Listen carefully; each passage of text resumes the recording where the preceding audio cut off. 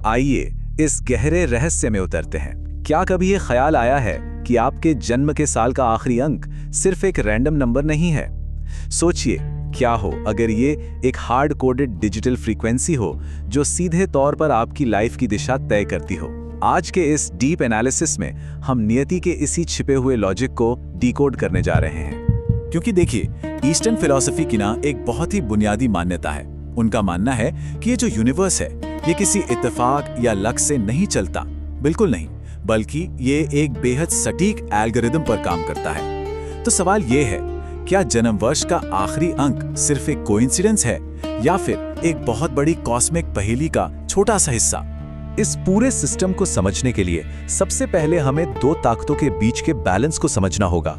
एक तरफ है ठहराव, बहुत ही प्राचीन, स्थिर और ग्राउंडिंग ऊर्जाएं जो हमारी आत्मा को शांति देती हैं, और दूसरी तरफ है रफ्तार, हाई ऑक्टेन, बेहद तेज और ट्रांसफॉर्मेटिव ऊर्जाएं जो पूरी दुनिया का नक्शा बदल कर रख देती हैं।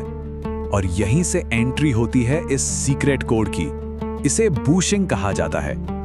बेसिकली इसको एक क्रिप्टोग्राफिक सिस्टम की तरह देखिए। मेटल, वाटर, वुड, फायर, अर्थ, ये सिर्फ नाम नहीं है, बल्कि हर एक तत्व एक स्पेसिफिक वाइब्रेशन है। और पता है मजे की बात क्या है? हर तत्व पूरे 2 साल के साइकिल को कंट्रोल करता है। एक साल एक्टिव एनर्जी और अगला साल थोड़ी शांत एनर्जी। सिंपल पर बहुत पावरफुल। तो आइए इस मैट्रिक्स को स्कैन करते हैं। कोड ब्रेक करना बहुत आसान है। ध्यान दीजिएगा, जन्म वर्ष का जो आखिरी अंक है वो किसी न किसी तत्व और रोल से जुड़ा है। जैसे 0 और 1 मेटल हैं, 2 और 3 वाटर हैं। इस तरह हर नंबर की एक अपनी खास ऊर्जा है। यही डिजिटल सिग्नेचर हमारी एक्चुअल आइडेंटिटी को डिफाइन करता है।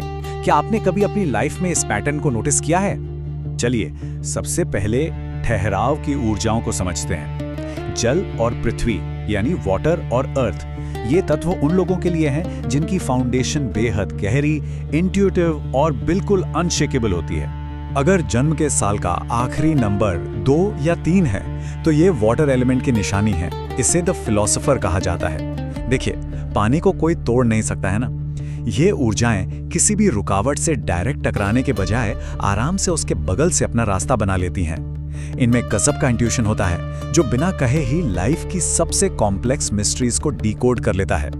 इसी ठहराव वाले जोन में आते हैं डिजिट्स 8 और 9 यानी अर्थ एलिमेंट। इसे सिस्टम का फाउंडेशन कहते हैं। जरा सोचिए, जब बाकी सब कुछ फेल होने लगता है तब ये ऊर्जा एक सेफ एंकर बनती है।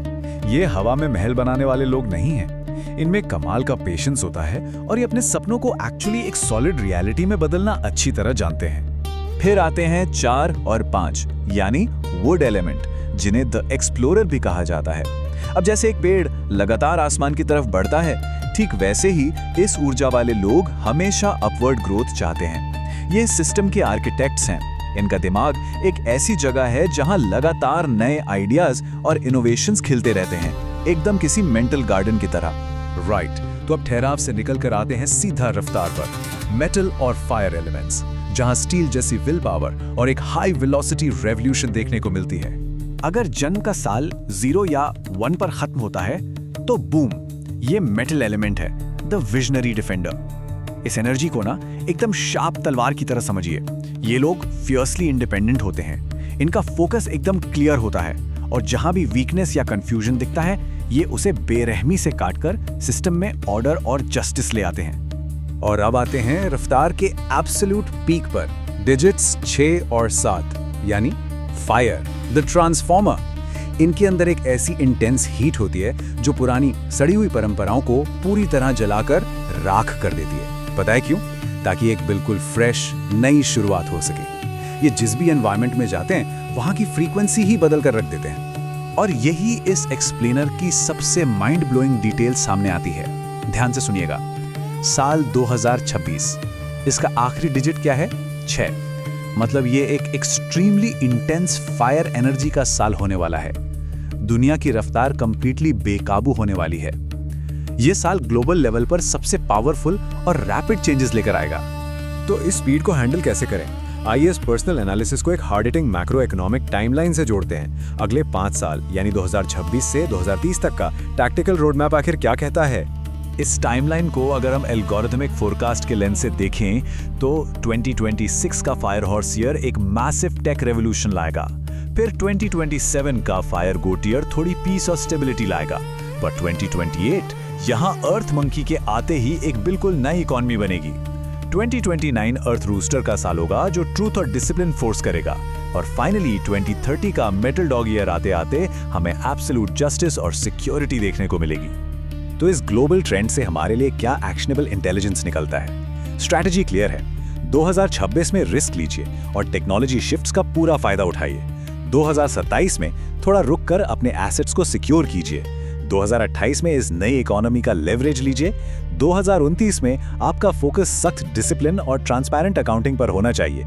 और 2030 आते आते सेफ्टी और लॉयल्टी को अपनी टॉप प्रायोरिटी बना लीजिए।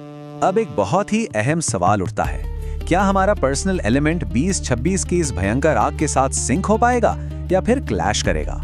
यही हमारी सबसे बड़ी सिंक्रोनाइजेशन चुनौती है। चलिए अब इसे कैलकुलेट करके देखते हैं। जन्म वर्ष का आखिरी डिजिट लीजिए और वूशिंग कोड से उस एलिमेंट को चेक कीजिए। और फिर ये एनालाइज कीजिए कि वो एलिमेंट 2026 की इस एक्सट्रीम फायर एनर्जी के साथ कैसे रिएक्ट कर रहा है।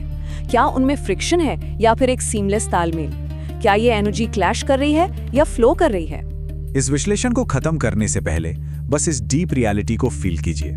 इस यूनिवर्स में कुछ भी इत्तेफाक नहीं है। आपका जन्म किस साल में हुआ, ये तो बस उस अनंत एल्गोरिथम का पहला पन्ना है।